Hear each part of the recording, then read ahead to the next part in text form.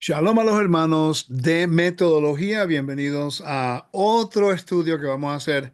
Juan y yo estamos esperando a ver si Daniel se puede entrar con nosotros. No le avisé con tiempo, pero ah, generalmente estamos estudiando. Yo estaba estudiando todo el día acerca del libro Levítico, la Parashá. Tuve unas reuniones acá. Estábamos hablando con Juan acerca de un problema que hay una solución y es un problema de definiciones y queremos abundar un poco más acerca de eso. El tema se llama ¿Cómo se usa la tipología y exégesis en la Biblia? Y lo que vamos a hacer es con Juan. Hola Juan, ¿cómo estás? Muy bien, No Sensei, te ¿qué tal? oigo. ¿No se oye? Ahora se oye. ¿Cómo estás? Muy bien, Sensei, ¿qué tal? Aquí con Todo frío. bien, tranquilo. Como sabes, siempre buscando la manera de aprender y buscar y aclarar las cosas porque estamos aprendiendo, estamos enseñando y generalmente cuando nosotros hacemos un énfasis en algunas cosas académicas o teológicas, siempre hay un tipo de, ¿cómo se dice? Un pushback, siempre hay un tipo de Una empuje, ¿no? resistencia. Resistencia. Pero no porque no quiere decir que no estemos haciendo algo correcto, sino que a lo mejor no estamos acostumbrados a examinar algunas cosas con detalle. Y lo que quería hacer es tomar la oportunidad de hacerlo juntos. Vamos a hablar acerca de lo que es una tipología. Está una tipología que se usa en una exégesis. Yo hablé acerca de eso el miércoles, en la Ujú. cual estaba presentando acerca de Yeshua como el mensajero de la presencia, como el entronamiento en el capítulo 4 y 5 del libro de Apocalipsis.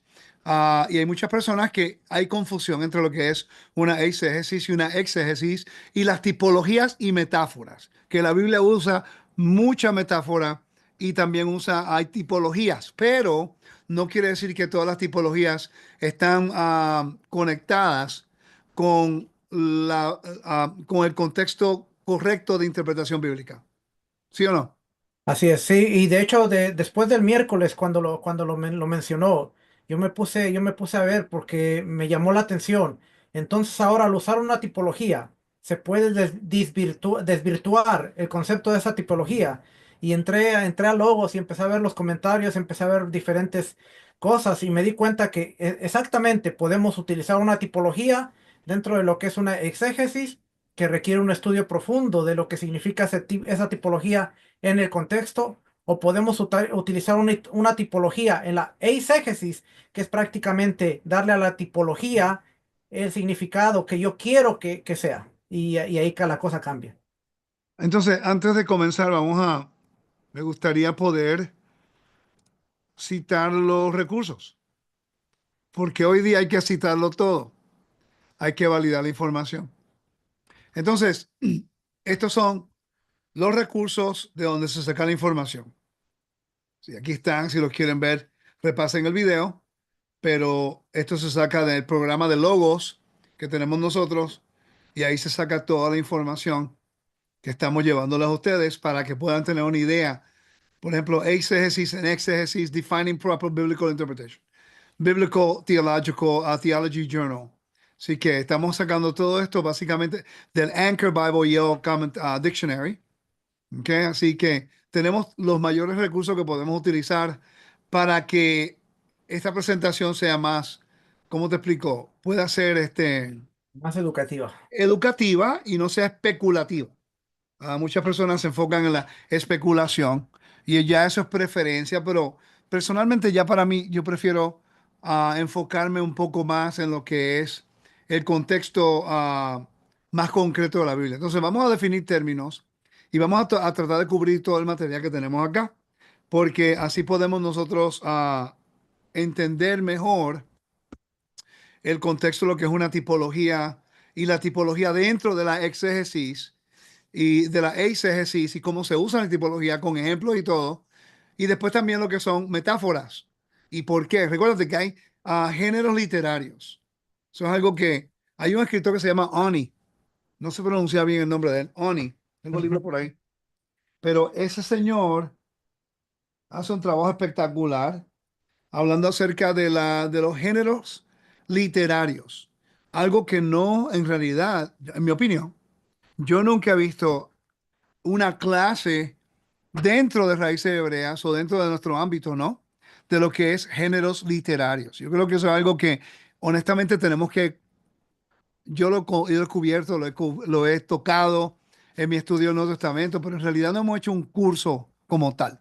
Pienso que sería una gran idea hacer eso porque cuando entendemos lo que es una doxología y lo que son todas estas cosas que las cartas contienen, pero no las estudiamos, no podemos identificar el vocabulario que Pablo está utilizando, o Santiago, o Pedro, o el mismo Yeshua, están utilizando algunas cosas como metáforas, exégesis, están utilizando ¿cómo se dice? Ah, todos estos elementos que nosotros honestamente no entendemos y lo acomodamos, Juan, de acuerdo a la dogma y la doctrina que nosotros tenemos y la cual venimos saliendo. Y yo creo que ahí es donde entra el problema. Exacto. El libro se llama El Nuevo Testamento en su entorno literario, David Auni. Ya. Yo te digo, cuando lo leí aprendí mucho, Ya. pero era tan confuso por un lado porque aunque llevo mucho tiempo estudiando, era algo que no me había enfocado. Ahora, cuando leo algunas cosas, estoy reconociendo la, el género literario y me da una idea de lo que es más profético, escatológico, metáforas, tipologías, ah, muchas cosas que hay en la Biblia que a veces lo tomamos como algo literal cuando no es. Fíjense Y lo los interesante académicos porque saben eso. ¿Ah? sí, lo interesante porque muchas veces vemos la interacción entre Yeshua y los fariseos o saduceos y no nos damos cuenta de que eso era un estilo reto y réplica. Exacto, exacto. Cuando está hablando con los fariseos y eso, hay reto y réplica, está honor y vergüenza. Y Ujú. cuando tú empiezas a conectar muchas de las cosas que Yeshua está diciendo en lo que es en el contexto de honor y vergüenza, como que tiene más sentido. Pero lo Así es. interesante, Juan, es que muchos de estos elementos se pueden llevar a cabo a través de lo que es la Biblia entera. La narración siempre tiene algo de común en todo esto. Somos nosotros que no estamos acostumbrados. ¿Iba a decir algo? No, no, no, exactamente lo que usted dijo es que hay una gran diferencia entre ver la Biblia desde una manera para entenderla o ver la Biblia a través de un lente teológico. Y si lo vemos a través del lente teológico, se arruinó todo.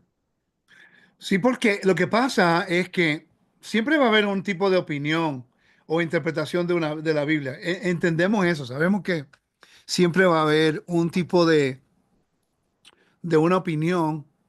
Pero si nosotros aprendemos como la audiencia, ¿no?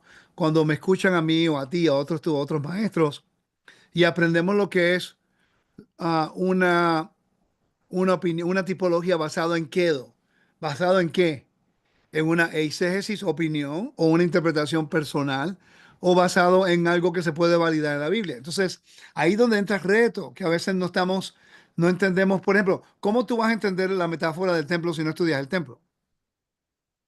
Ujú. La Biblia utiliza un vocabulario del templo en muchos lugares, pero si no estudias el templo no vas a entender cómo el escritor, la narración está utilizando algo que todo el mundo entendía y sabía, pero nosotros no conocemos el contexto para entender la tipología o la metáfora o la aludiendo a ese texto, a ese tema. Es.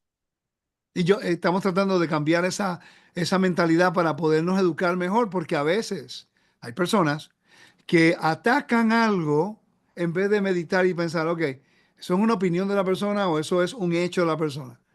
Y yo recuerdo cuando yo tuve que reconocer que la mayoría del tiempo yo estaba enseñando eisegesis. Me Y pasó cuando me... ¿se acuerda la última vez la última vez que estuvimos creo que fue la semana pasada y que yo mencioné lo de Marsha Wallace, cuando él dijo de Balaam y la burra y que era una sátira, un género literario, una sátira? La cantidad de personas que me preguntaron, después de eso me preguntaron, pero ¿cómo? Explíqueme, explíqueme. Y yo tuve que dar la explicación de cómo era el género literario, la sátira, cómo se aplicaba. Y entonces varias gente pudo entender cómo es que nosotros decimos que a través de un género literario, una sátira, que era conocido en el mundo del antiguo cercano oriente, versus nosotros.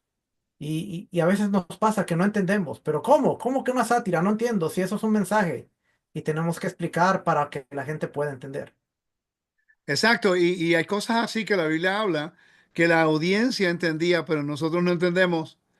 Y yo pienso que el problema, Juan, es que en vez de tener una reacción, debemos tener una, un estudio de entender quién es la audiencia, quién fue escrito, por qué fue escrito, cómo fue dicho, a quién fue dicho, el contexto de lo que se dijo y el por qué. Vamos a hablar acerca de esto. Juan, empieza a leer, por favor. La tipología bíblica es un enfoque hermenéutico que interpreta personas, eventos o instituciones del Antiguo Testamento como tipos, como prefiguraciones o símbolos de realidades que se cumplen en el Nuevo Testamento, que son antitipos. Es un método válido dentro de la exégesis bíblica cuando respeta los límites del texto y se basa en principios claros y sostenibles dentro del contexto histórico gramatical. Sin embargo, puede caer en la eisegesis cuando se fuerza una conexión que no está respaldada por el texto bíblico o el contexto teológico.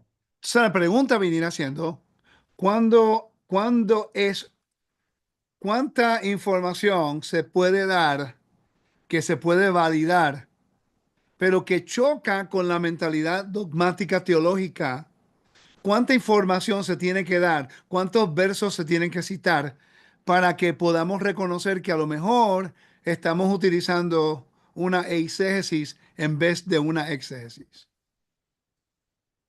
Tenemos que ver el contexto. Por cierto, esto yo lo veo muy a menudo dentro de lo que es los midrashims, que Ah, el usted Midrash, sabe, exacto. Por cierto, el mi- Daniel está con nosotros, Daniel.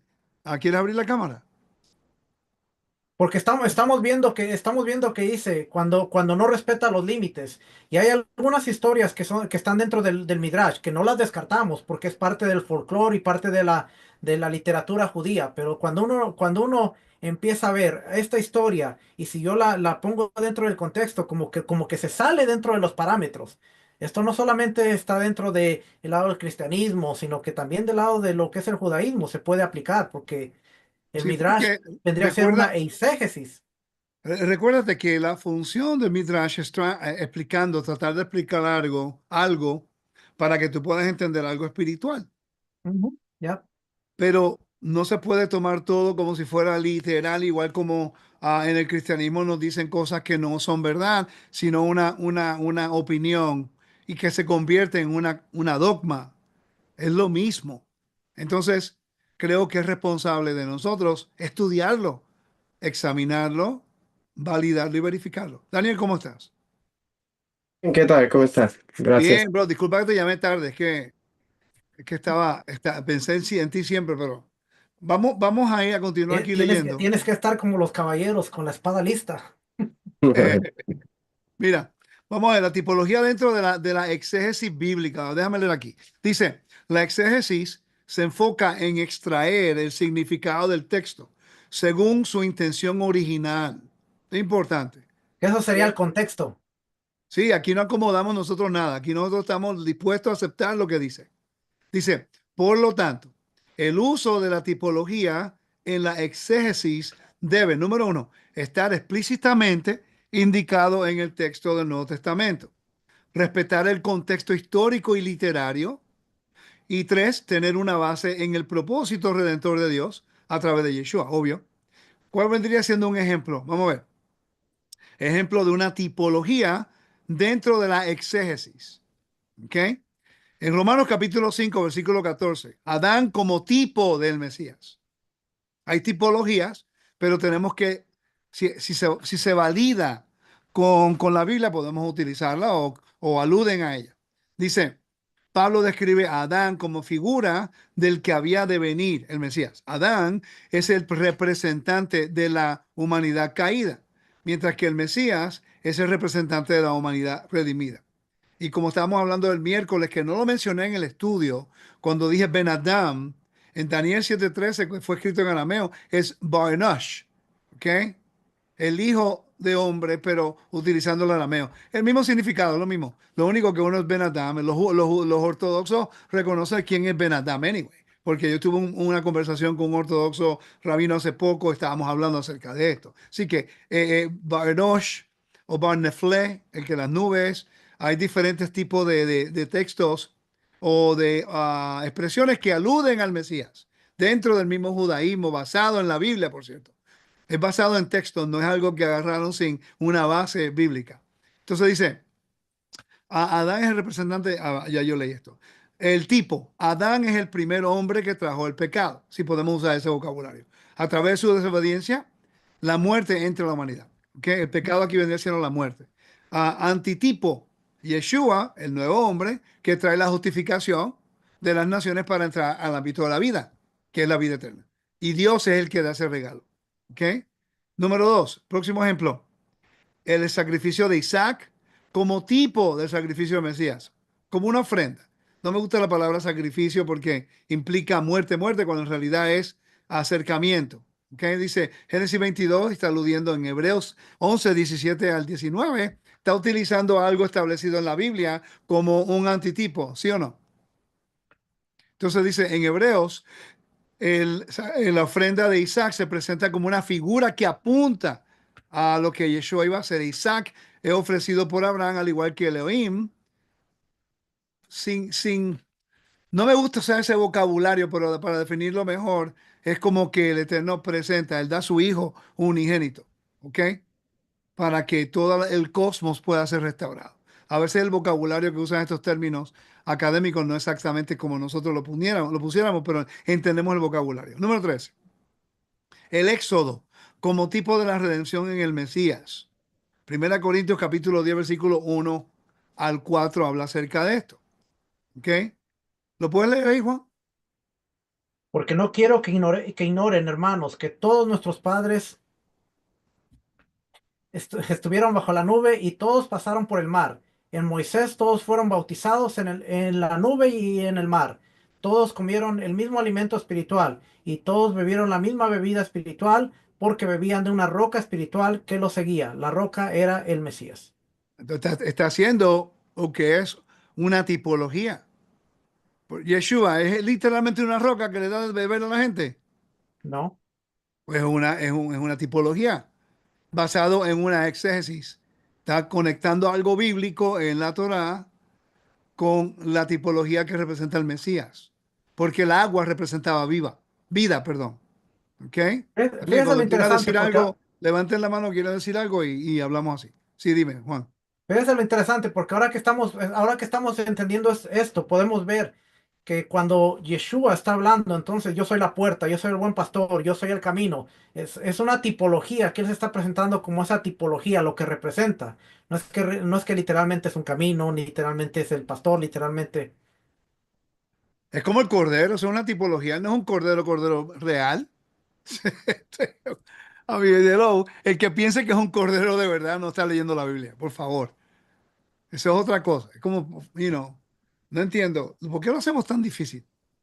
Dice, Pablo interpreta los eventos del Éxodo como el cruce del Mar Rojo y y la provisión de agua como tipos que apuntan a Yeshua como el agua espiritual y redentor. ¿Por qué? Porque al cruzar el Mar Rojo era victoria sobre la muerte, perdón, y el agua representa vida. Entonces, el tema principal que se está utilizando aquí es vida.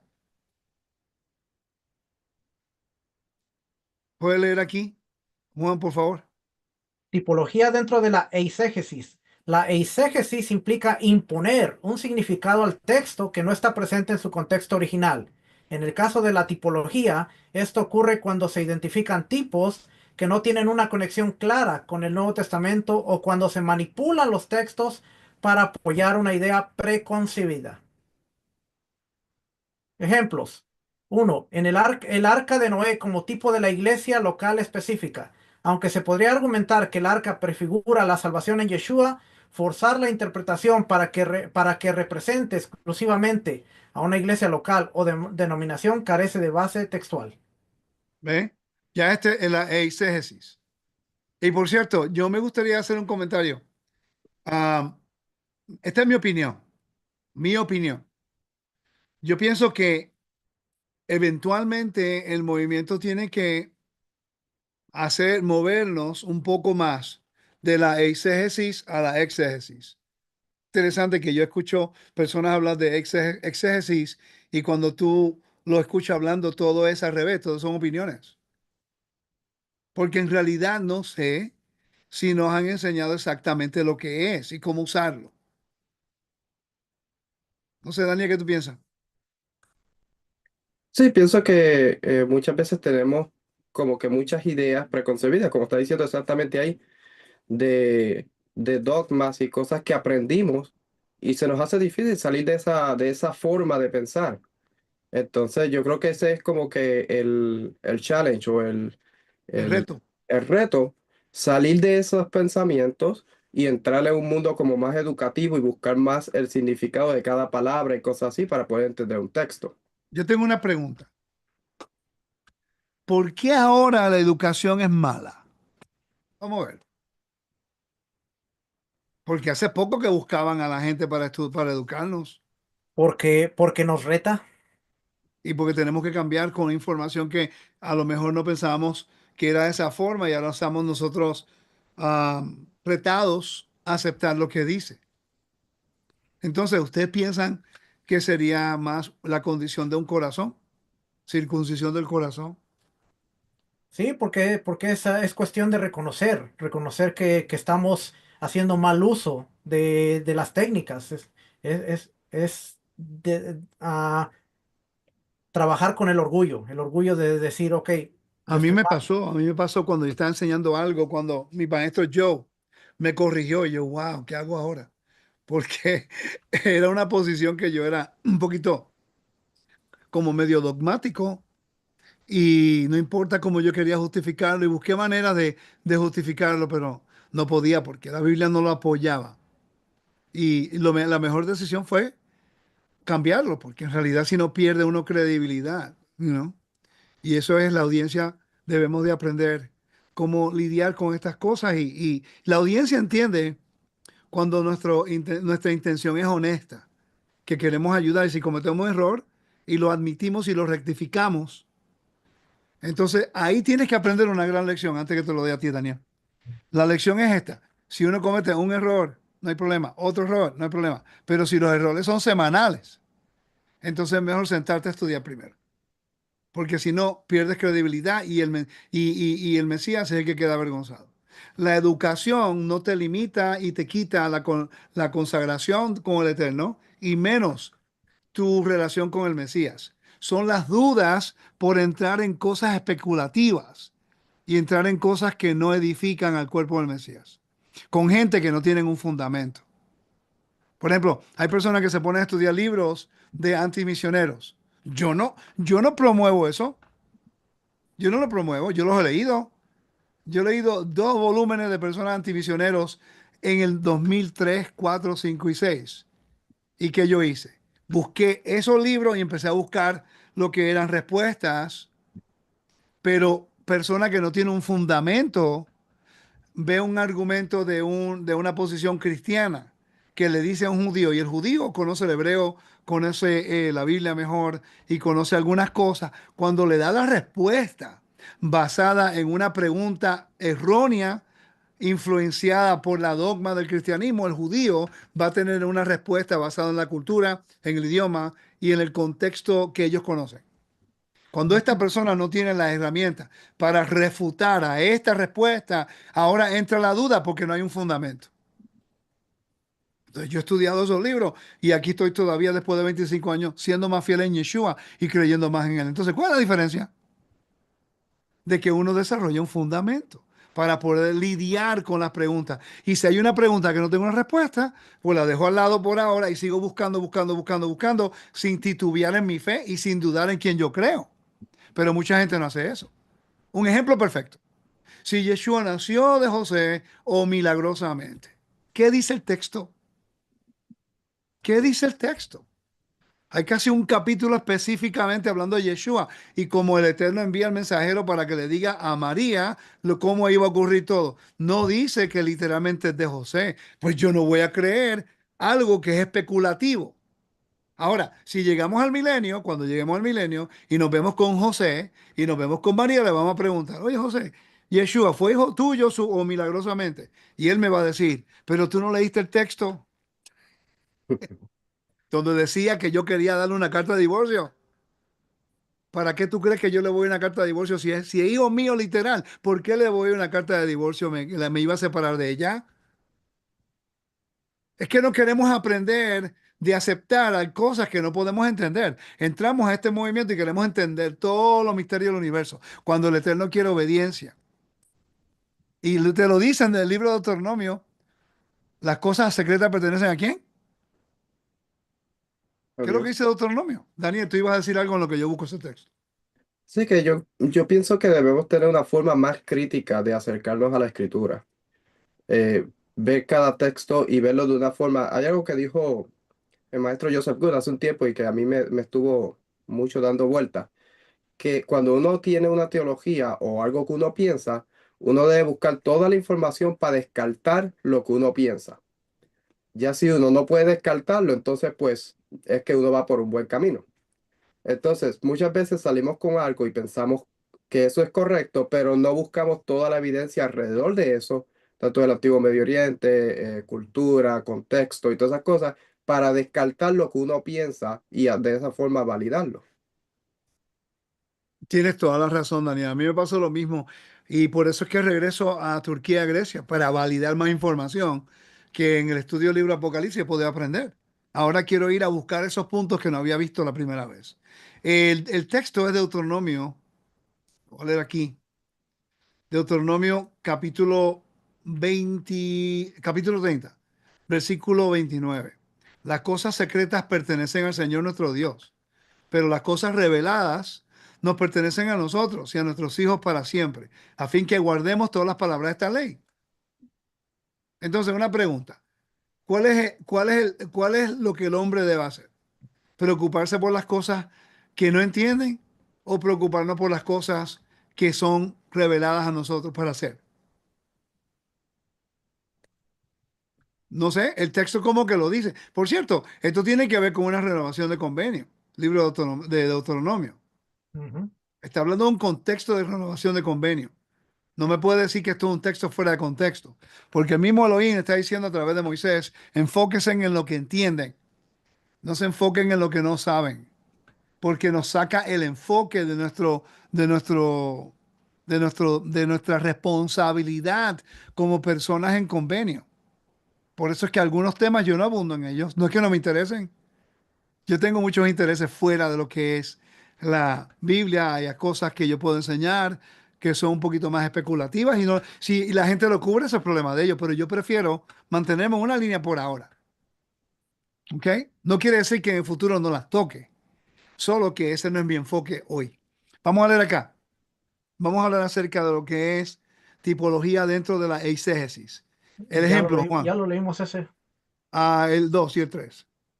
Gedeón y los 300 soldados como tipo de los creyentes selectos y superiores. Algunas interpretaciones alegóricas sugieren que los soldados de Gedeón son un tipo de creyentes élite en la comunidad de fe. Sin embargo, esto no está fundamentado en el contexto ni en el propósito redentor de Elohim, de Dios.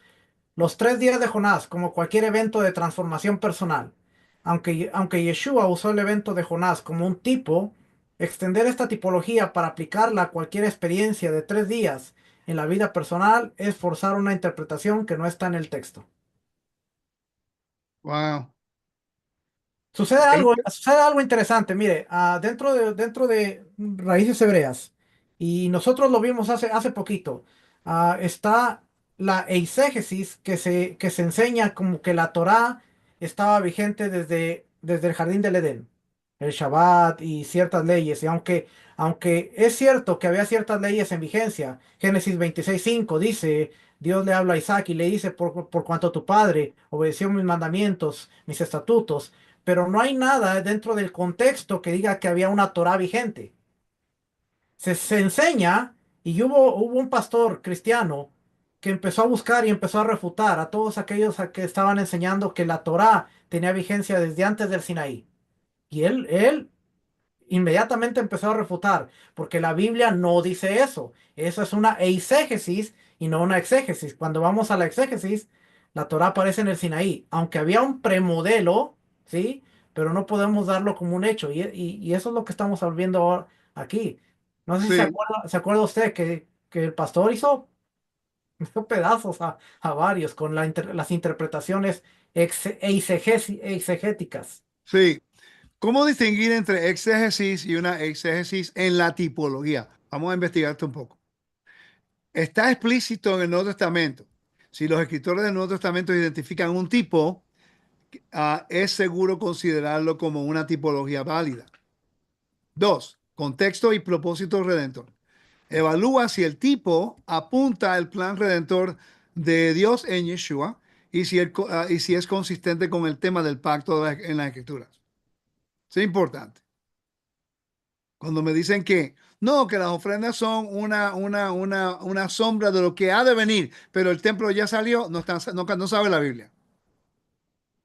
Porque la evidencia, y voy a hacer ese comentario de nuevo, que es un poquito fuerte, pero hay que decirlo.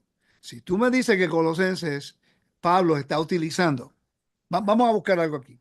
Dime por favor cuándo fue Colosenses fue escrito. Vamos a buscar rapidito cuándo fue Colosenses escrito. ¿Qué año fue escrito? Colossians.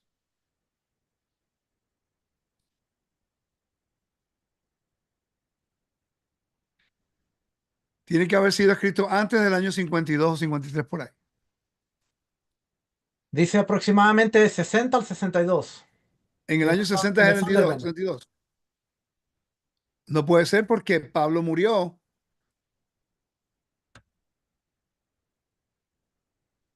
El templo todavía estaba vigente. ¿En qué año dice?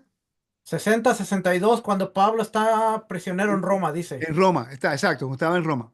Recuerda que ya había ido al templo y fue arrestado. Ujú. Estuvo 2 años arrestado, después fue a Roma y después lo arrestaron y fue cuando murió. Entonces, que apunta al Mesías, pero entonces ahora la gente dice que fue eliminado cuando el templo todavía estaba vigente.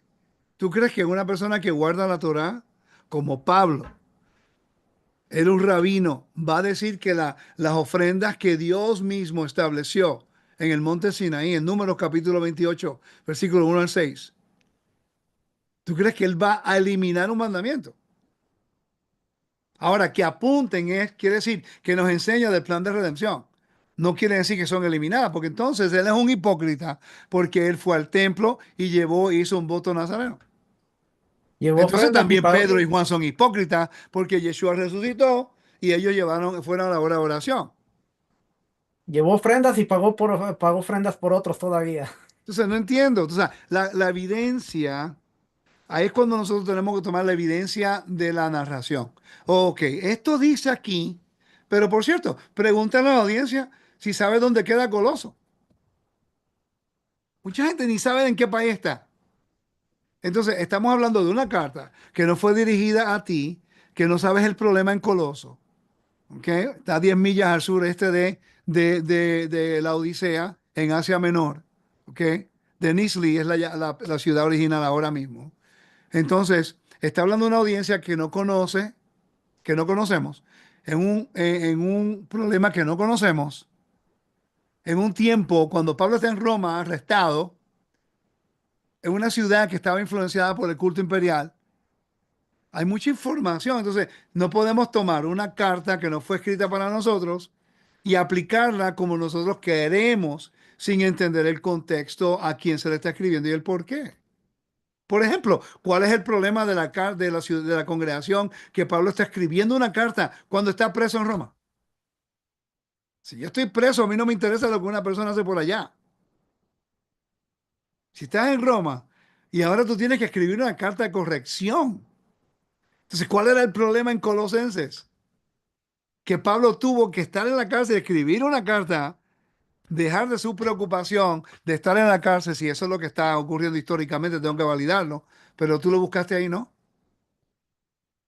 Hay que buscarlo, ¿estás seguro que lo dije bien? Que está en Roma, y Pablo está escribiendo una carta. Vamos a validar ese Es lo que punto. dice Sondervan, ya es lo que dice Sondervan. El Dice, Sonderbrand dice eso. Ok, perfecto. Están viendo el punto, ¿verdad? Entonces, ese es el tipo de examinación bíblica que tenemos que hacer. Vamos a parar, vamos a leerlo y decirlo, pero un momentico, pero es que Pablo llevó ofrendas al templo. Y no fue mucho tiempo después. Yeshua muere en el año 30, era común aproximadamente, resucita, no dice nada en contra del templo, no dice nada en contra de las ofrendas, no dice nada en contra del sacerdocio, no dice nada en contra de la Torá, no dice nada en contra de nada. Sube al tabernáculo celestial, está ahí tranquilito, haciendo la función que necesita para nosotros. Los discípulos no dicen nada del templo, no dicen nada en contra de las ofrendas, no dicen nada en contra del sacerdocio, y de repente ahora Pablo, después que hace todas esas cosas, ahora dice que no se alinea, no es consistente con lo que él hizo y dicho todos estos tiempos antes. Al menos que haya cambiado completamente, entonces él mismo se elimina como un apóstol. Por eso la gente duda, porque no estudian estas cosas con detalle y buscan faltas en Pablo.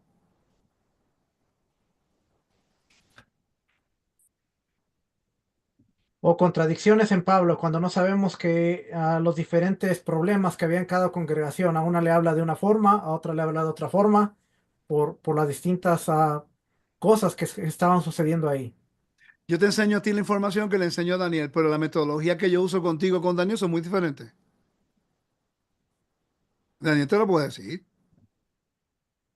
Somos diferentes personas con la misma información. Un maestro trata de no acomodar el texto, el maestro trata de enseñar el texto, pero en una forma que la persona puede recibirlo, pero sin comprometer lo que la esencia dice aquí del texto. Ujú. Porque a veces una persona que lleva un año, 2 años, tú me viste enseñando en una iglesia. El mismo mensaje que yo he dado muchas veces en español e inglés, pero verdad que lo hice sin comprometer el mensaje, pero lo hice en una forma que esa audiencia que nunca lo había escuchado, que es una audiencia cristiana, pudiera haberlo asimilado.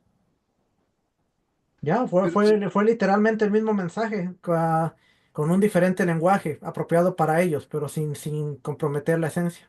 exacto. Vamos a continuar. Vamos a seguir acá. Yo espero que tenga sentido lo que estamos hablando acá y que los hermanos sean bendecidos. Ok, vamos a ver aquí. La tipología, yo leí el último. Ah, no, no. Vamos a leer el 2 y el 3. Vamos, Daniel. Le vamos a poner a trabajar. El 2 y el 3.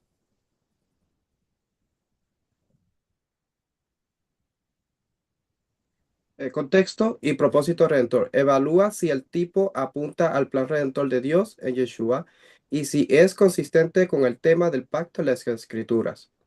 3. Evitar excesos alegóricos. La tipología no es lo mismo que la alegoría. Mientras que la tipología tiene una base histórica real, la alegoría tiende a ignorar la intención literal del texto. Eso es otra cosa. Está ah, alegoria, está lo que es la tipología. Todas estas cosas tenemos que aprender. Una pregunta a la audiencia. ¿Cuántos de ustedes, maestros, se han tomado el tiempo de tratar de explicarle estas cosas que aparecen ser simples, pero a veces no sabemos cómo usarlo, en qué momento y en qué tiempo? Y yo creo que ese es el problema, que a veces no sabemos usarlo, en qué momento y en qué tiempo, para que se aplique correctamente. ¿Ok? Dice, la tipología es una herramienta poderosa para conectar el Antiguo y el Nuevo Testamento, pero debe ser utilizada con cuidado y disciplina exegética, exegética para evitar caer en interpretaciones forzadas o eisegesis. Cuando una persona quiere forzar un entendimiento, cuando usted sabe y su corazón te dice, eso es lo que estoy leyendo, ahí es cuando tenemos que tomar la decisión de seguir lo que el texto dice, no la eisegesis. Muchas personas caen en sectas. En otras palabras, podríamos decir que la tipología dentro de la exégesis es entender lo que el texto me quiere decir. La tipología dentro de la eisegesis es yo decirle al texto lo que quiero que me diga el texto. A, ajustar el texto a mi entendimiento, a mi prejuicio. Por ¿Cierto? cierto, tú sabes que la mentalidad de los hermanos cristianos, por lo general, no todo el tiempo, porque tú sabes que hemos estado hablando con gente que son alto nivel académico y ellos son bien cautelosos con lo que es exégesis. Ellos no, es interesante, mira, algo que muchas personas a lo mejor no saben. Yo nunca lo entendía hasta que me puse a hablar con ellos. Es que estos académicos, ¿no? Son extremadamente brillantes y conocen lo que el texto dice, pero su vida personal tiene una observancia diferente a como habla de nosotros, pero la estudian, la enseñan. Y cuando hablan del texto que nosotros estudiamos y como nosotros lo vivimos, están diciendo lo mismo que nosotros hacemos para vivir, pero ellos tienen una opinión diferente. ¿Por qué? Porque en el mundo académico comparado a lo que hacemos nosotros, es que el mundo académico puede separar la academia separada de la observancia. ¿Ok? Por eso hay que biblical scholars. Está el académico histórico y está el académico bíblico. Dos cosas diferentes. Tú tienes que saber a quién estás escuchando. Yo tengo mi libro, yo sé quiénes son los académicos versus los académicos bíblicos que usan lo que es la evidencia para establecer una tipología, lo que es una exégesis y lo que es estas alegorías que ocurren en la Biblia. Ejemplo, Meredith Klein. Él escribió un libro espectacular acerca de los mandamientos, pero él era metodista, pues. Entonces la gente dice, pero están utilizando libros de cristianos. Son libros de académicos que te presentan la información, cómo es, por la integridad del texto, la integridad de la arqueología, la integridad de la evidencia, pero su vida cotidiana está desconectada con la evidencia que ven aquí bíblicamente, porque para ellos es algo diferente. Nosotros, en cambio, nosotros estudiamos para vivirlo y conectar lo que es el Mashiach dentro de este plan de redención tan grande.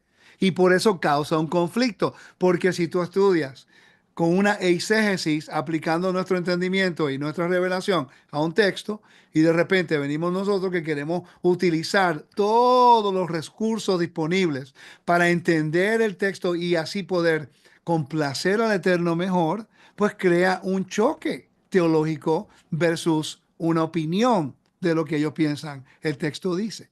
Y por eso tenemos el choque. No es que estamos en una pelea de que nos odiamos, sino que hay una diferencia de opiniones porque la forma de estudio no es la misma. Juan, cuando tú me escuchaste por primera vez, ¿qué tú pensaste? Tú me lo dijiste una vez.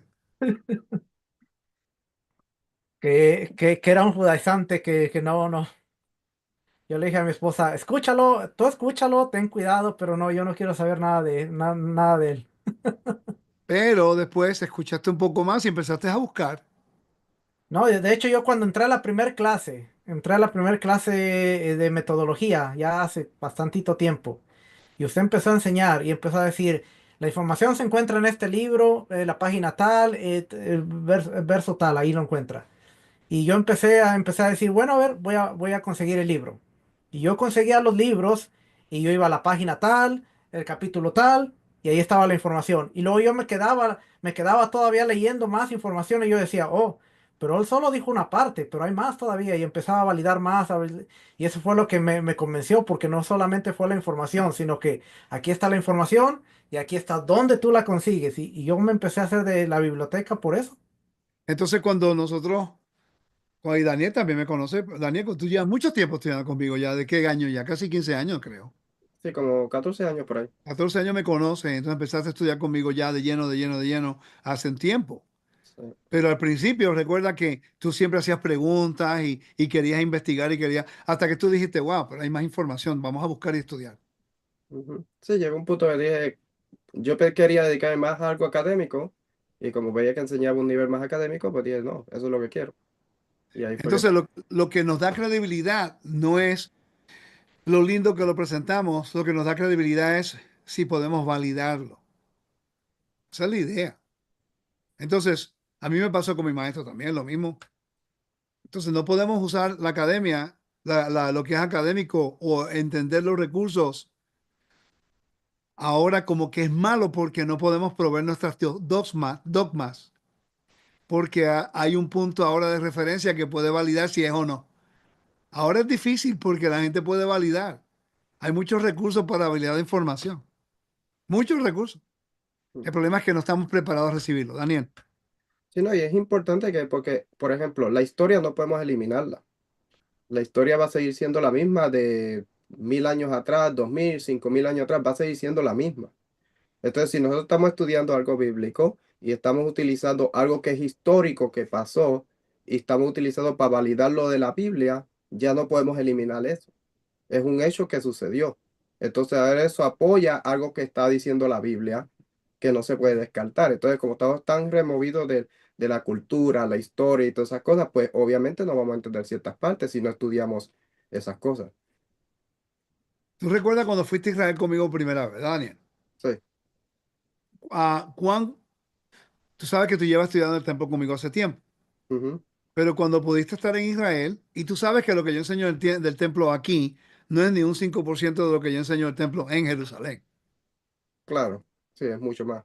mucho más allá. ¿Por qué? Porque tengo la gira, tengo la audiencia en el lugar específico, que el hecho de que están allí lo pueden ver, yo puedo abundar con más información sin tener que describir lo que estoy tratando de decir.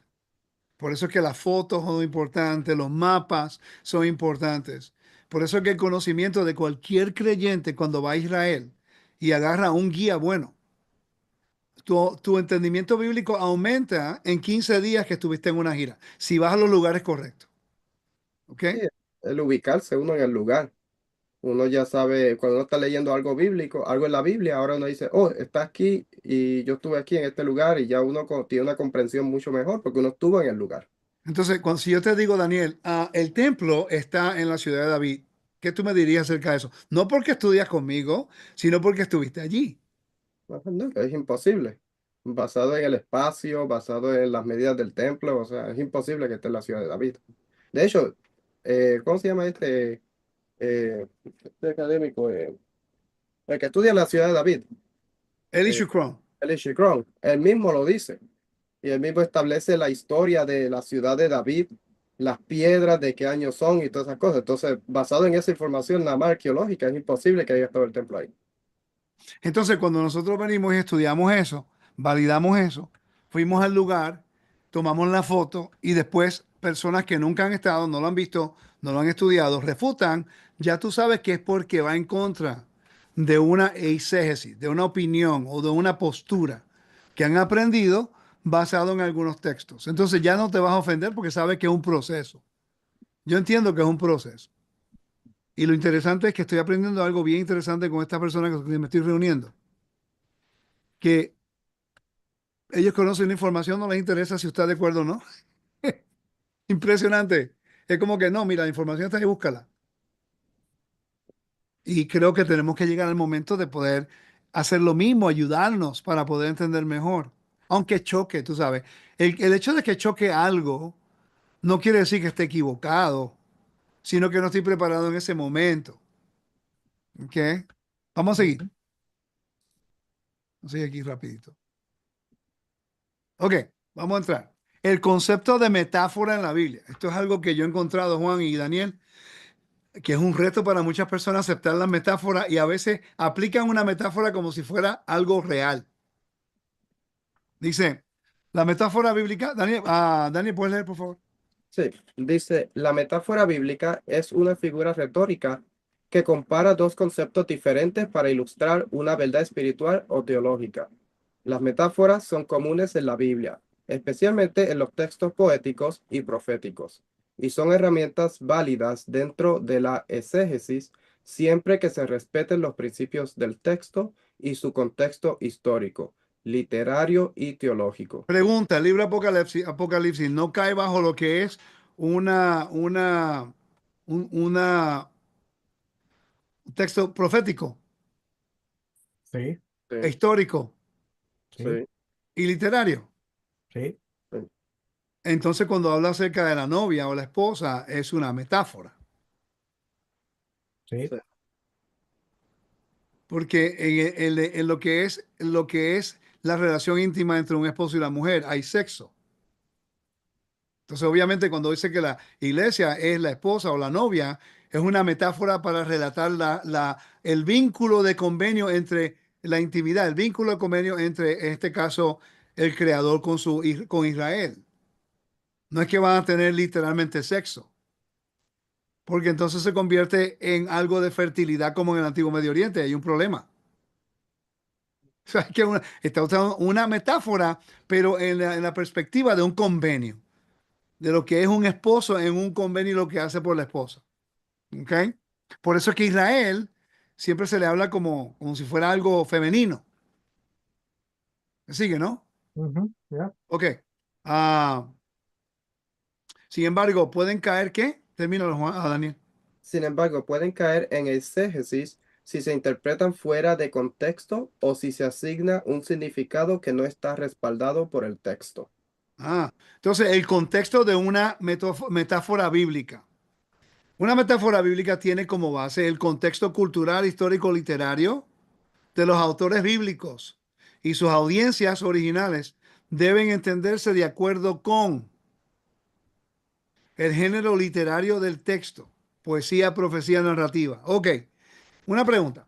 Si nosotros no entendemos lo que es una estructura de un convenio o no entendemos lo que es una demanda de un convenio o como es un edicto de un emperador o un edicto imperial, como es el caso del libro Apocalipsis. Si no conocemos la retórica griega, en la cual Pablo estaba completamente ah, ah, envuelto porque vivía en el mundo del mundo greco-romano. Él enseñaba en todos los mercados donde estaba la Agora y estaba la Bima y ahí él iba a enseñar a los griegos. Él usaba metodología que ellos entendían.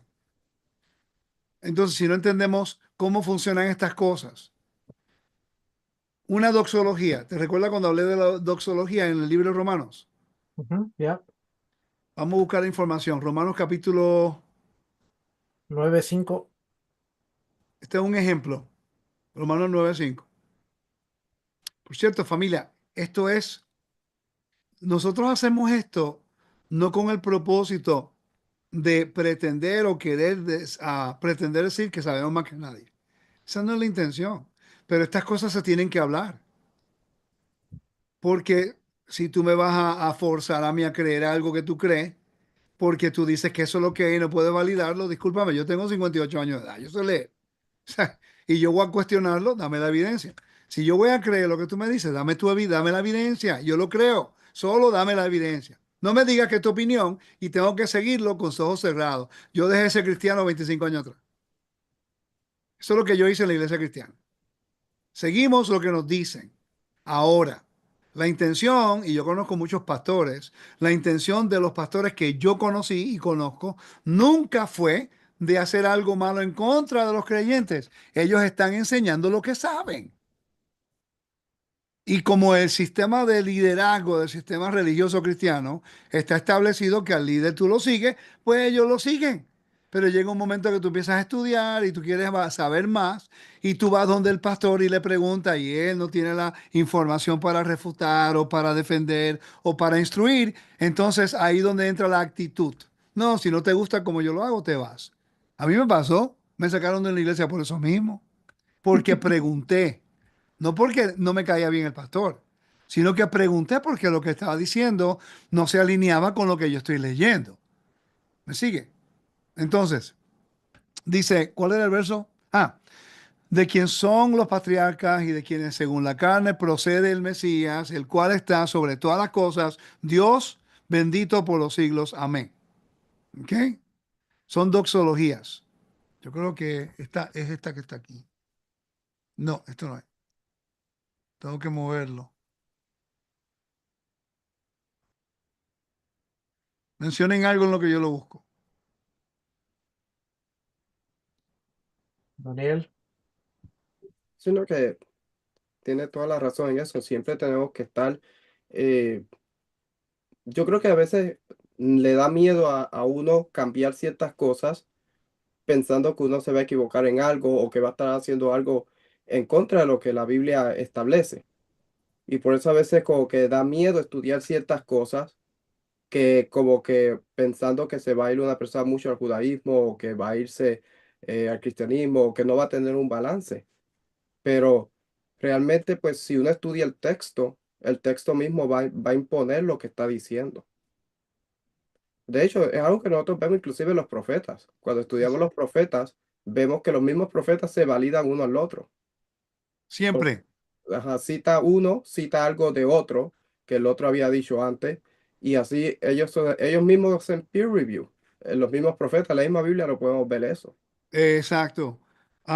Y por cierto, el hecho de que supuestamente ahora la educación nos guía fuera del Mesías es una ridiculez. Porque, ¿por qué estoy yo aquí? Y yo creo en Yeshua, entonces ahí se acabó el argumento. Mi maestro que lleva 44 años estudiando y no estudia con cualquiera, estudia con altos niveles educativos en Israel y con rabinos. Y él cree en Yeshua más que, que nunca hoy. Entonces es la mentalidad de la persona. Y siempre son los que quieren los misterios del universo. Ok, mira, vamos a hablar acerca de Romanos capítulo 9:5. Dice, esto cuando yo encontré esto es interesante porque Juan y yo estábamos estudiando este texto y empezamos a buscar los argumentos académicos acerca de este versículo. Y nosotros, recuerda, Juan, que no sabíamos que este texto ha sido verdaderamente estudiado por años. Ok, vamos a leer aquí. Dice, Pablo concluye su lista de pactos y promesas de Israel, afirmando que el Mesías o Cristo es de su linaje, según la carne, Romanos 9:5. Si Pablo terminara la oración en este punto, entonces habría poca discusión sobre el versículo, pero simplemente repetiría una afirmación bien establecida y no controvertida en el cristianismo primitivo. Yeshua el Mesías, descendencia de los israelitas. Pero en lugar de terminar la oración aquí, Pablo agrega una breve nota alabando a Dios que ha provocado un debate considerable sobre la cristología de Pablo. Incluso en el año 1897, quiere decir que esto no es nada nuevo. ¿Ok? Sandy and Headlam, 1897, dice, pudieron escribir la interpretación de Romanos 9:5, probablemente se ha discutido con más detalle que cualquier otro lugar en el Nuevo Testamento. La dificultad interpretativa clave es la falta de puntuación en el texto griego original, lo que conduce a una ambigüedad particular al final de Romanos 9:5. Muchas traducciones e intérpretes al inglés leen Romanos 9:5 como uno de los pocos lugares donde Pablo se refiere a Yeshua usando el término Theos, como si fuera Dios, que Pablo característicamente reserva para Dios el Padre, ¿ok? Otros intérpretes, estamos hablando de ahora el argumento académico. Si hay una duda en el mundo académico, nosotros no podemos tomar un verso y poner una teología basada en ese verso, cuando los mismos académicos que conocen el idioma dicen, hay una mala interpretación aquí acerca de esto en algunas traducciones y lo vamos a probar.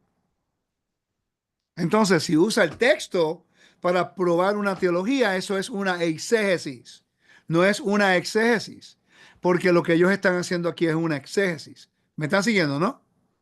Sí. Ok, dice. Dice, otros intérpretes afirmando que Pablo en su terminología consistentemente argumenta que él no habría llamado a Yeshua Dios, a pesar de su alta cristología y su creencia en la divinidad del Mesías. Por lo tanto, yo te estoy leyendo lo que sacamos de los libros académicos. Juan estuvo conmigo cuando yo lo hice. No le estamos añadiendo ni quitando nada. Esto es lo que dicen ellos. Eso es otra cosa. Tenemos que ser honestos con la información, que a veces no estamos de acuerdo con ella. ¿Ok? Dice, por lo tanto, aunque la raíz del problema tiene que ver con la puntuación de Romanos 9:5, hay implicaciones significativas para la cristología y la comprensión de Dios de Pablo. ¿Ok? Dice, entre varias formas de interpretar el versículo, Cranfield y Krauss presenta cuatro opciones probables. Recuerda que esto tiene que ver con una doxología. Ahora, para continuar con esto, Daniel y Juan, ¿tú no crees que tú tienes que considerar quién es Pablo? ¿Cómo pensaba Pablo? ¿Quién enseñó a Pablo? ¿Qué observaba Pablo? y cómo escribía Pablo en el resto de sus cartas. ¿Sí o no? Claro. Entonces, Y también la audiencia a la que le escribía, porque no solo el ah, autor, sino quién va a recibir el mensaje. exacto. Hay 4 diferentes traducciones en diferentes Biblias basado porque ellos entienden que no había punto ni coma y algunos traductores dicen, espérate, Pablo consistentemente dice esto en todas las introducciones de las cartas, porque hay doxologías en todas las cartas. ¿Ok? Vamos a ver, ¿qué es una doxología? ¿Qué es la Alabanza, doxología? alabanza al Padre. Exacto. Entonces, vamos a un ejemplo. Vamos a buscar una carta. ¿Cómo es que comienza? Vamos a buscar una carta aquí, que tú sabes que los hemos hecho. Ujú. Yo he ido por cada una de las cartas de Pablo, ¿ok? Y he leído toda la introducción. Vamos a buscar aquí. Tito, la primera epístola de Tito. Pablo, siervo del Señor y apóstol de Yeshua el Mesías, conforme a la fe de los escogidos de Dios, al pleno conocimiento de la verdad, según la piedad, con la esperanza de la de vida eterna, el cual Dios, que no miente, prometió de los tiempos eternos. Y a su debido tiempo manifestó su palabra por la predicación que fue confiada conforme al mandamiento. Y dio a Dios nuestro Salvador. A Tito, verdadero hijo, en la común fe, gracia y paz de parte de Dios el Padre y de Mesías el Yeshua nuestro Salvador. Eso es parte de una doxología. Ujú. ¿Sí o no? Ya.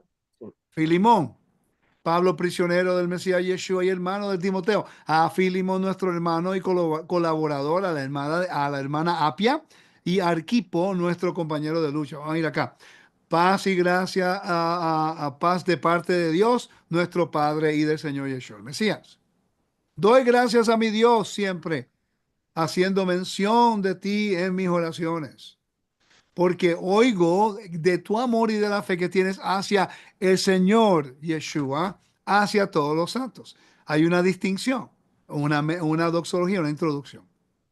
¿Puedes buscar la definición simple de doxología, por favor, Juan? Yep. Entonces, vamos a seguir acá. En las notas que estaba aquí. En las 4 traducciones de a Romanos capítulo 5 versículo 9 versículo 5 y vamos a leerlo de nuevo. Dice, a quienes son los patriarcas y de quienes según la carne procede el Mesías, el cual está sobre todas las cosas, coma, bendito, Dios bendito por los siglos, amén. Esa es la nueva Biblia a las Américas. ¿Tiene la definición, Juan? Sí, el glosario de tipos de literatura del Lexham, creo que es, dice doxología, serie de declaraciones de alabanza que anuncian quién es Dios y qué ha hecho, a veces en la forma de una canción. Perfecto. Eso se encuentra en las cartas de Pablo. A la Ujú. audiencia, ¿cuántos de ustedes no sabían lo que es una doxología en la forma literaria que Pablo usa? Los judíos lo usan siempre, ¿ok? Entonces, mira, una de las traducciones traduce NIV o NVI o NIV, traduce ese verso de esta forma. Pongan atención a las comas y a los puntos, ¿ok? Cristo, que es Dios sobre todo, coma, alabado por siempre, amén. Pero después hay otra traducción que dice, el Cristo, coma, que es Dios sobre todas las cosas, bendito por los siglos, amén.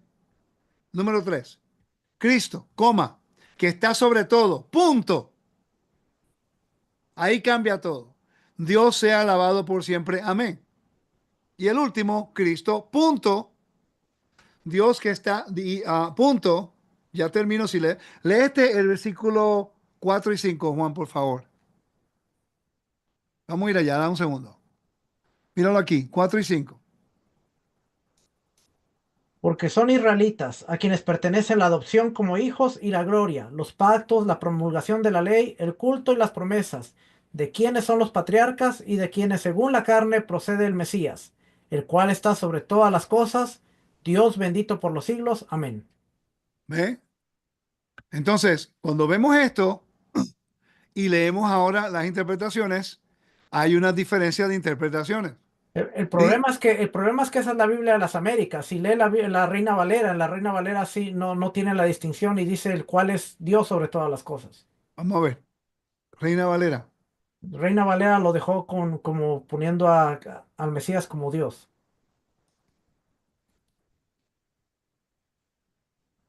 Reina ¿Ve? Valera 1960.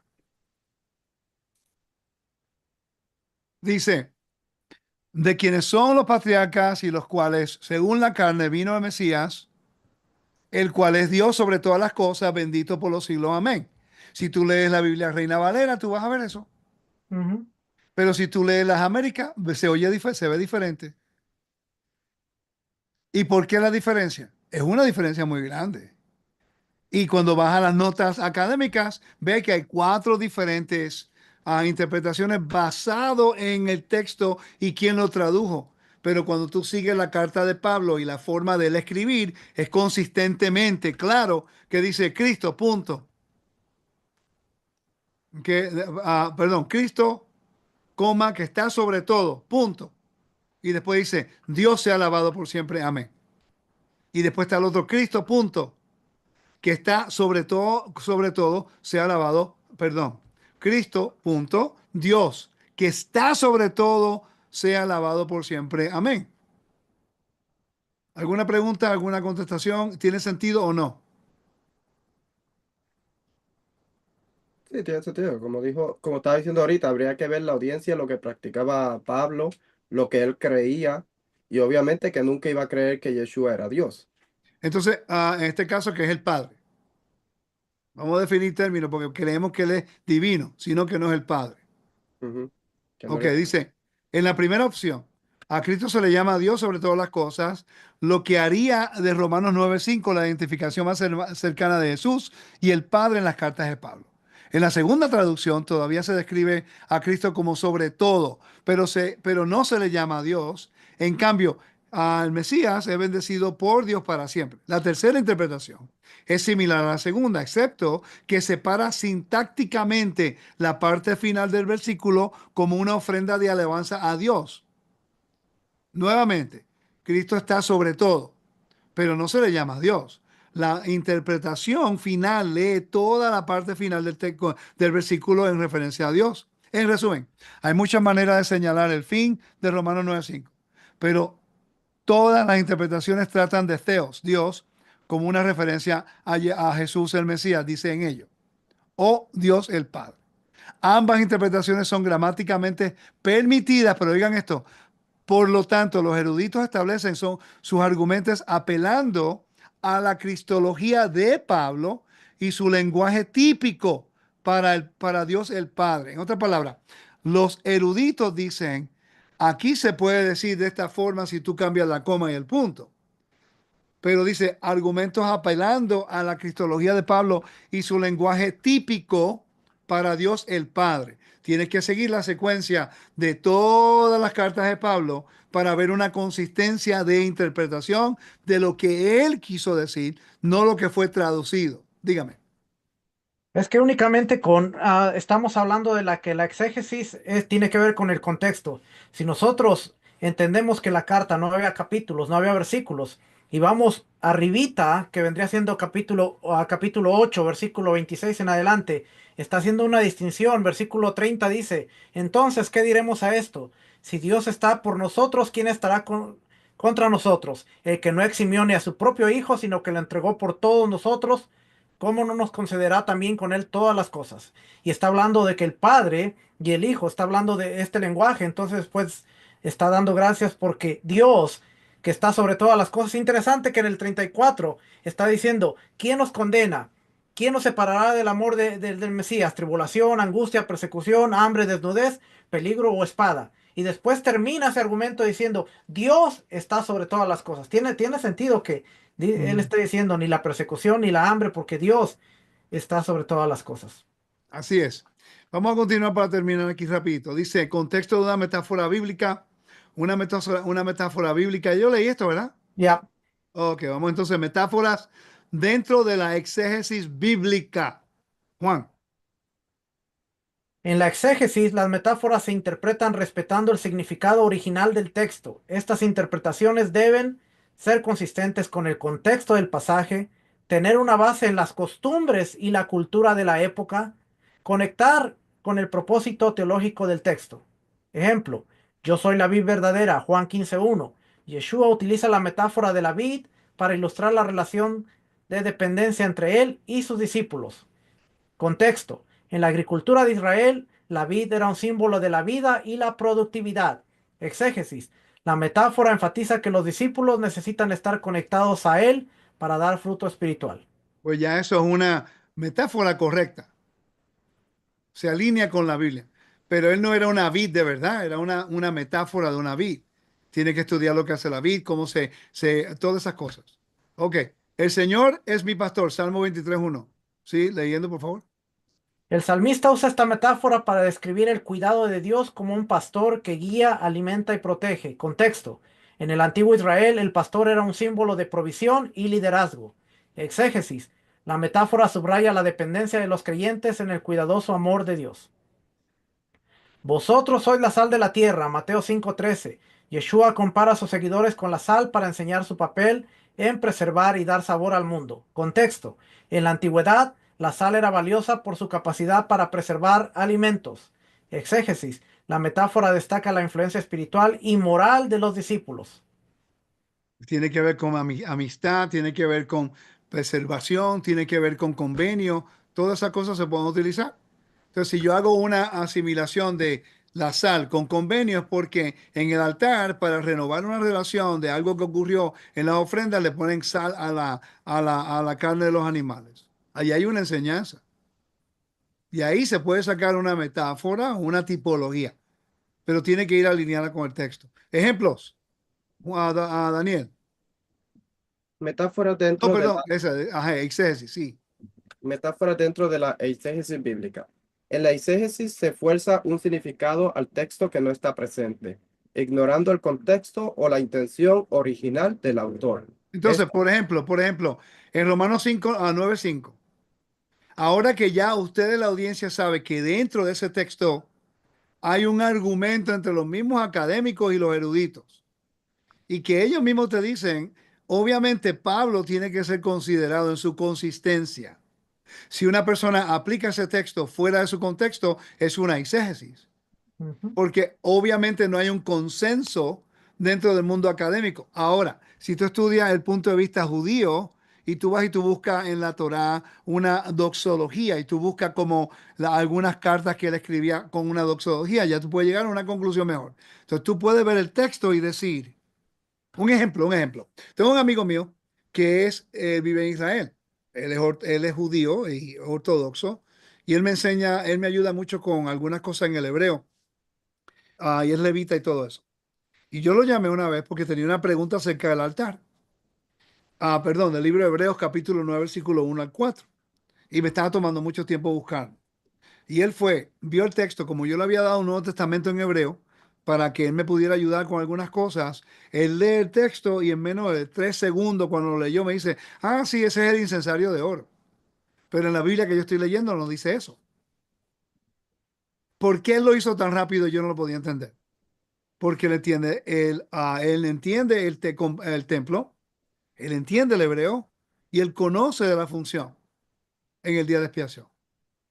Entonces, si yo lo leo en español, aparentemente aparece como si fuera un error. Entonces, si vas al contexto del día de expiación y lo ves en el hebreo, lo vas a entender. Entonces, voy a enseñar yo lo que yo pienso de un texto sin buscar la información correcta. Ahí se convierte en una eisegesis, se convierte Ujú. en una dogma y termina en sectas. Sigue leyendo, Daniel. Esto ocurre cuando, uno, se aplica un significado cultural o contemporáneo al texto sin considerar su contexto original. Dos, se busca de la metáfora Se para, abusa, se abusa. se abusa de la metáfora para sostener una doctrina o idea que no está respaldada por la Biblia. Ejemplos. La vid verdadera, Juan 15:1. Interpretar que esta metáfora solo aplica a una denominación específica, diciendo que los demás cristianos no están conectados a la vid, Es una aplicación eisegética que no respeta el contexto universal del pasaje. 2. La sal de la tierra, Mateo 5:13. Usar esta metáfora para justificar una posición elitista en la iglesia, como decir que solo algunos líderes espirituales son la sal, distorsiona la intención original de Yeshua, que se dirigía a todos sus seguidores. 3. El Señor es mi pastor, Salmo 23:1. Alegorizar la metáfora para decir que el pastor se refiere exclusivamente a un líder humano, como un sacerdote o pastor de iglesia contemporáneo, pasa por alto que el texto claramente habla de Dios como el pastor supremo. Te voy a dar un ejemplo perfecto. Perfecto. ¿Cuántos versículos dice que fue el Mesías que murió en la cruz? Mínimo. Mínimo 50. Como, yo creo que son como 20. En ningún lugar dice que el Padre murió en la cruz, ¿verdad que sí? No. Esto es porque la gente lo cree. Eso es una exégesis. Cuando el texto no dice. El texto dice que fue el Hijo. Y te dice que Dios lo resucitó. Discúlpame, pero yo prefiero ir con la exégesis que con la exégesis. ¿Ok? Diferencia entre metáforas en exégesis y eisegesis. Criterio. Metáfora en exégesis, metáfora en eisegesis. Contexto. En la metáfora, tú vas a decir, Juan, metáfora en exégesis y después yo leo, porque si no se me toma mucho tiempo. La ¿Ok? metáfora en exégesis respeta el contexto cultural, histórico y literario. La metáfora eisegesis ignora el contexto y fuerza una interpretación, interpretación moderna y subjetiva. El propósito de Propósito. la metáfora en exégesis ilustra verdades coherentes con el mensaje del texto y la Biblia en general. La eisegesis sostiene ideas preconcebidas sin apoyo textual claro. La exégesis se alinea con el propósito redentor y el mensaje bíblico completo. Tú dijiste la eisegesis, es la exégesis. Exégesis. La eisegesis introduce significados arbitrarios que distorsionan el propósito bíblico.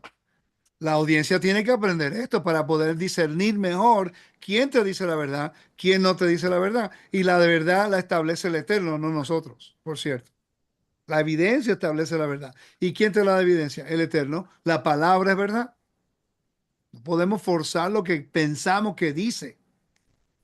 ¿Ok? Dice, ¿cómo identificar una interpretación correcta de metáforas bíblicas? ¿Cómo identificarlos? Daniel, 1. Preguntar por el contexto. ¿Quién es el autor? ¿Quién, a quiénes se dirige? ¿Cuál es el propósito del pasaje? 2. Analizar la cultura y los símbolos. ¿Cómo entendía el público original la metáfora? 3. Evaluar la coherencia teológica. ¿Está la interpretación en línea con el resto de las escrituras? 4. Evitar alegorizar en exceso. En exceso. No todo detalle simbólico tiene que tener un significado profundo. eso es lo que todo el mundo hace. Queremos encontrar a Yeshua debajo de las piedras, porque si no, no es válido. Pero Por es cierto, que, eh, eso que acaba de leer Daniel elimina el uso de pasajes aislados, porque ahora la Exacto. interpretación debe ser coherente con todo el resto de la escritura. exacto.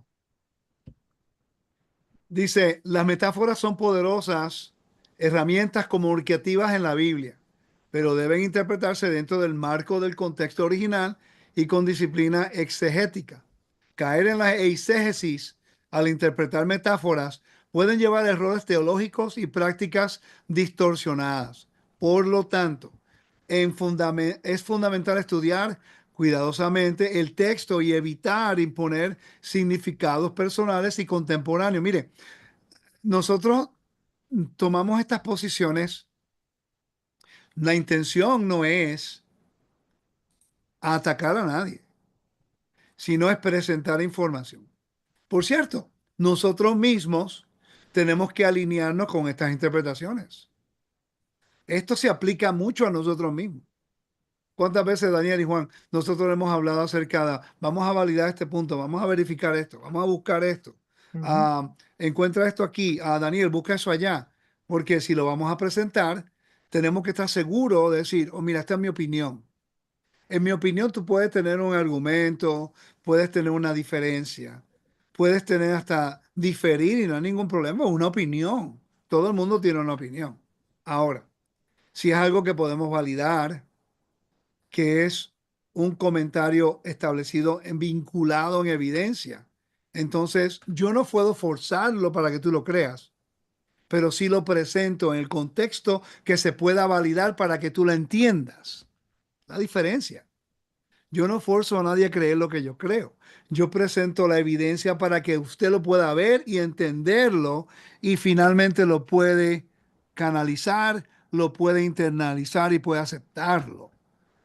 Yo me preocupo cuando hay personas que forzan el texto y si no lo entiendes como ellos, entonces hay problemas. Eso no está bien.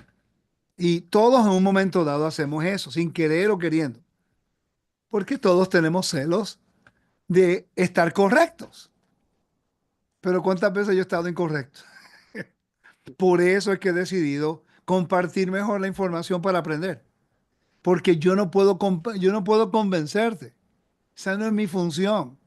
Mi función es presentar la información con todos los recursos disponibles para que usted diga, ¿dónde está? ¿Cómo lo consigo? ¿Cuál fue el propósito? Ok, dame la evidencia. Juan, Y yo creo que ahí está la diferencia en que si nosotros somos sinceros con la información y dejamos que la persona llegue a la conclusión, nos vamos a dar cuenta de que vamos a tener la misma conclusión, porque no es una interpretación privada. ¿Cuántas veces nosotros hemos estudiado y usted me dice, vamos a estudiar este libro y me manda la información y no me dice nada, solo me dice, estudia el libro?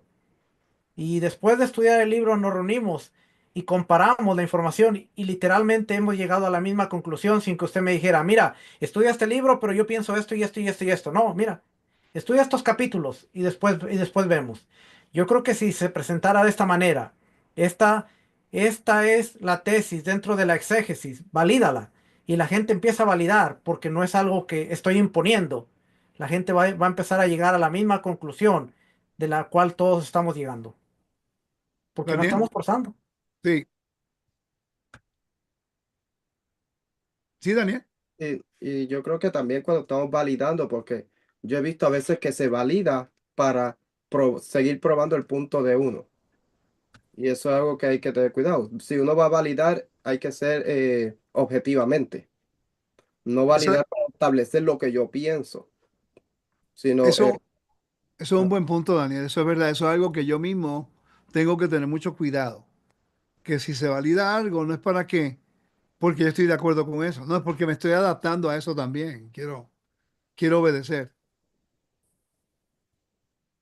Vamos a continuar aquí. Ok. ¿Dónde estaba? La metáfora de matrimonio entre Dios y su pueblo. Juan.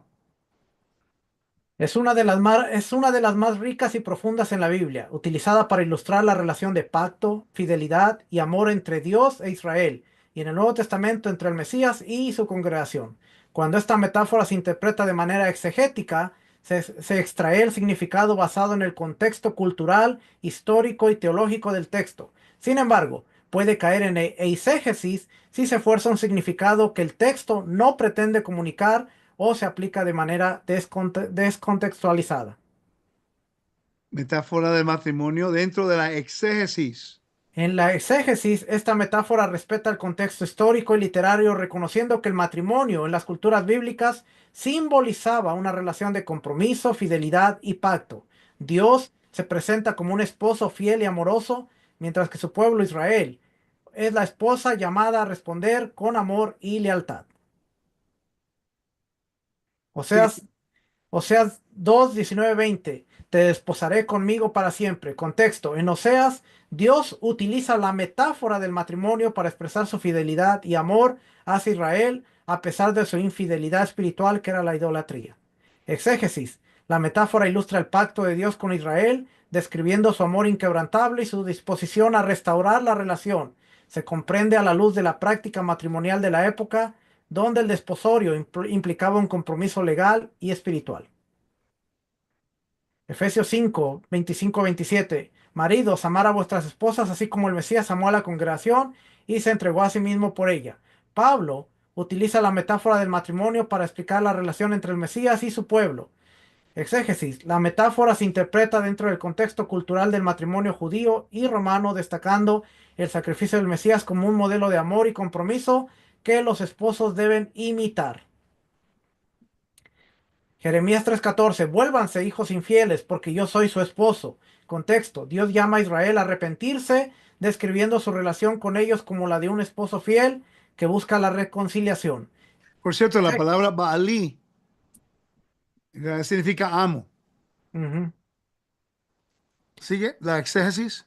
Exégesis. La metáfora refuerza la idea de alianza del pacto donde Dios es constante en su amor, aunque Israel haya sido infiel. Entonces, la metáfora, para terminar, la metáfora del matrimonio dentro de la exégesis. Sigue. En la exégesis, la metáfora del matrimonio puede descontextualizarse al imponer significados modernos, personales o doctrinas que no están en el texto original. Esto puede llevar a interpretaciones erróneas que distorsionan el propósito del pasaje. Ejemplos de exégesis. Oseas 2 del 19 al 20, aplicado exclusivamente al matrimonio humano. Interpretar este pasaje como una receta para resolver conflictos matrimoniales entre cónyuges humanos, ignorando el texto está ignorando que el texto está hablando del pacto entre Dios e Israel, distorsiona su significado original, aunque puede derivarse en principios. La aplicación literal al matrimonio humano sería una eisegesis. Jeremías 3:14 para justificar la poligamia, alegar que porque Dios llama a Israel su esposa, en plural, esposas, la poligamia es un mandato bíblico, es una interpretación fuera de contexto. En este caso, la metáfora apunta a las tribus de Israel como un colectivo, no a una práctica marital humana. Efesios, como una justificación del dominio masculino, interpretar la metáfora para afirmar que los esposos tienen autoridad dictatorial sobre las esposas sería una eisegesis porque ignora el contexto del sacrificio amoroso o del servicio amoroso y servicial del Mesías hacia su pueblo. Y para terminar, leo esto. Dice, ¿cómo distinguir entre exégesis y una eisegesis en esta metáfora? Contexto histórico y cultural. La metáfora debe interpretarse en el marco de la relación de pacto entre Dios y su pueblo en el Antiguo Testamento y entre el Mesías y su congregación en el Nuevo Testamento. Es como una metáfora. Ejemplo, en el Antiguo Testamento el matrimonio simboliza fidelidad de pacto de Dios con Israel, mientras que en el Nuevo Testamento se amplia a la relación entre el Mesías y la comunidad de creyentes que incluye a las naciones. Propósito del autor. Pregunta qué quiere comunicar el autor original. Exégesis. La metáfora ilustra el amor de pacto y la fidelidad. La exégesis se imponen significados personales y doctrinales que no tienen base en el texto. Teología bíblica. La interpretación debe ser coherente con el mensaje general de la Biblia sobre el pacto, la fidelidad y la redención. ¿Cuáles son las diferencias entre metáforas en exégesis y eisegesis? Criterio. Metáfora en exégesis y metáfora en, metáfora en exégesis y metáforas en eisegesis. Contexto. En exégesis se basa en el pacto de Dios con Israel o la comunidad de fe. En eisegesis, el contexto ignora el pacto y lo aplica significados modernos y personales, como decir que la ley ya fue anulada. Son una eisegesis. El propósito de una exégesis de lo que es diferencias. Ilustra la fidelidad de Dios y el llamado a la lealtad humana, versus la metáfora en eisegesis y el propósito justifica doctrinas o prácticas fuera del propósito original. Y esto ocurre mucho dentro de raíces hebreas y yo espero que en el futuro podamos llegar a un tipo de reconciliación en el texto. ¿Ok? Coherencia teológica. Lee lo que es la exégesis, Juan. Se alinea con el plan redentor y el carácter de Dios. Y la Eisegesis. exégesis contradice el mensaje general de las escrituras y lo distorsiona. Entonces, para terminar, la metáfora del matrimonio entre Dios y su pueblo es una herramienta poderosa para comprender la relación de pacto, amor y fidelidad que caracteriza la relación divina con la humanidad. Sin embargo, su interpretación debe respetar el contexto y propósito del texto para evitar caer en la eisegesis. Una exégesis correcta nos lleva a entender la profundidad del amor de Dios y su resplandor, mientras que la exégesis pide desviar esta verdad hacia interpretaciones erróneas, incluso dañinas. Y para que tengan una idea, vuelvo al principio, y pueden encontrar todo eso en todos estos recursos. ¿Ok? Aquí los tienen, los pueden ver y ahí pueden buscar la información y validarlo usted mismo. Así que Por yo espero que... cierto, por cierto, hablando de la metáfora de Dios y su pueblo, hace poquito yo estaba leyendo Apocalipsis, ¿se acuerda? Y es algo que todavía seguimos investigando y seguimos viendo, porque en Apocalipsis ahora Juan está diciendo que la Nueva Jerusalén es la esposa de Dios. Entonces ahora tenemos problemas, porque si es Israel y ahora Juan dice que la Nueva Jerusalén desciende ataviada como esposa, y entonces empecé a investigar lo que son las ciudades como esposas de Dios, que es un concepto que se utilizaba en el Cercano Oriente y es interesante. Sí, está utilizando un vocabulario muy reconocido en el tiempo cuando fue escrito. Muy Ujú. interesante. Daniel y Juan, muchas gracias por estar conmigo. Yo entiendo que estas cositas a veces son un poquito difícil, y a veces la audiencia piensa que estamos tratando de crear problemas o caos. No, esa no es la intención. Nuestra intención es que usted pueda identificar y entender una cosa de la otra. Es nuestro deber como maestros de ayudarlos a ustedes con información que de repente no tienen disponible. Entonces, en este caso, yo pienso que cubrir lo que es una exégesis y exégesis.